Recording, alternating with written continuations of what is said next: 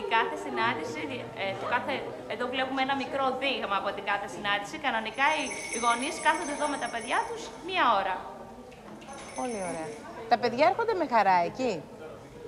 Έρχονται με τρομερή προσμονή και έχουν, με το που μπαίνουν μέσα, τρέχουν προς το χώρο. Υπάρχει ένας μικρός χώρος, ο οποίος είναι ο χώρος αναμονής και δεν μπορούν να κρατηθούν. Βγάζουν τα παπουτσάκια τους, τα βάζουν στη θέση τους, μαθαίνουν και όλη αυτή την αυτοπιθαρχία και την τελετουργία και προχωράνε με πολύ πολύ χαρά και προσμονή μέσα.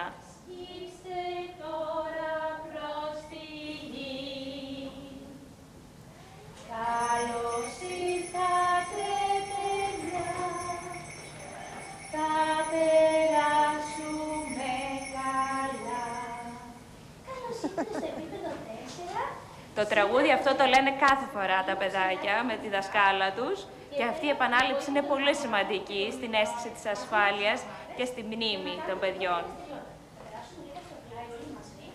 Τα παιδιά που βλέπω, σαν να μου φαίνεται ότι είναι όλα ξένα παιδάκια, σαν να μην είναι ελληνάκια, τα περισσότερα από αυτά. Ισχύει. Σαν να μην είναι, τι είπατε? Σαν τα περισσότερα από αυτά να μην είναι ελληνόπουλα, σαν να είναι ξένα. Σε αυτή την περιοχή που βρισκόμαστε είναι πολλές μητέρες και από άλλες χώρες. Οι περισσότερες όμως που βλέπετε εδώ, παρόλο το όμορφο ξανθό μαλλί, είναι Ελληνίδες. Μάλιστα. Λοιπόν, για περιγράψτε μας τώρα το τι ακριβώς εμείς θα βλέπουμε. Τι ακριβώς περιλαμβάνει το πρόγραμμα αυτό? Αυτό εδώ το πρόγραμμα πρώτα δουλεύει στην αδρή κίνηση, δηλαδή στις μεγάλες κινήσεις που κάνουν τα παιδιά, στο συντονισμό του σώματος τους, να μάθουν καλύτερα να ελέγχουν το σώμα τους. Περπατάνε πάνω σε αυτό το κύλινδρο και μετά αρχίζουν με τη βοήθεια της δασκάλας και της μαμάς να χοροπηδάνε. Όλα αυτά τα ερεθίσματα που παίρνουν από αυτό το χοροπηδητό είναι πολύ πιο σημαντικά από ό,τι εμείς νομίζουμε.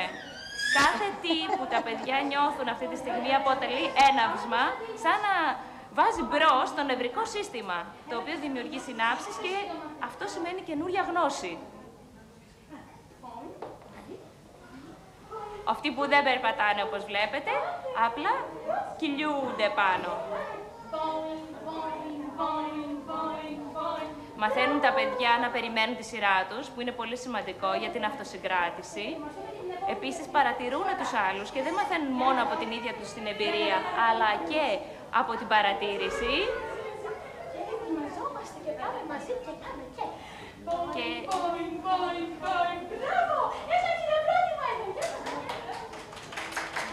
Και παρόλο που ίσως τώρα δεν είναι απόλυτα εμφανές, πολλές φορές αυτό που μας δίνει το έναυσμα στο τι θα κάνουμε ή στο πώς θα προχωρήσει η συγκεκριμένη δραστηριότητα είναι τα ίδια τα παιδιά.